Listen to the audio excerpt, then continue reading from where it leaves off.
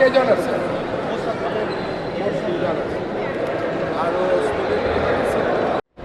তিনিচুকীয়াৰ মিলনপল্লীৰ শ্ৰী শ্ৰী কৰুণাময়ী কালী মন্দিৰত উপস্থিত হৈ মা কালী আৰু মহাদেৱৰ দৰ্শন কৰিবলৈ পাই মই নিজকে ধন্য অনুভৱ কৰিছো।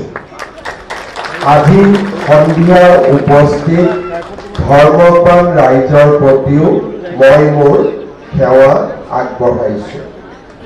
1967 চনৰ তিনিচুকীয়াৰ মিলনপল্লীত কেইগৰাকীমান নিষ্ঠাবান বাসিন্দাৰ তৎপৰতাত কালী পূজাৰ আয়োজনৰ সূচনা কৰা হৈছিল। প্ৰথম অৱস্থাত পূজা আয়োজনৰ বাবে এটুকুৰা স্থায়ী স্থান নথকা বাবে প্ৰতি বছৰে বিভিন্ন স্থানত কলনীৰ ভিতৰত কালী পূজা অনুষ্ঠিত কৰা হৈছিল। 1991 চনত শ্ৰীযুত ৰবি পালে তেওঁৰ মাতৃ শ্ৰীমতী সন্ধ্যাৰাণী পালৰ স্মৃতিত এক কথা 12.46 লেচা জোখৰ এটুকুৰা ভূমি দান দিয়াৰ ইচ্ছা প্ৰকাশ কৰিলে।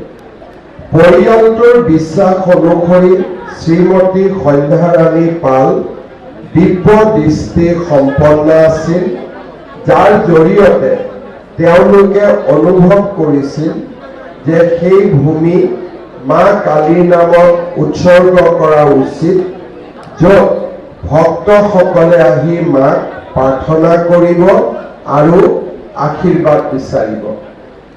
এই উদাৰ পদক্ষেপৰ দ্বাৰা অনুপ্ৰাণিত হৈ মিলনপল্লীৰ বাসিন্দাসকলে প্ৰয়াত সুখৰঞ্জন বৈদ্যক সভাপতি আৰু প্ৰয়াত হৰধন পালক সম্পাদক হিচাপে লৈ এখন সমিতি গঠন কৰে।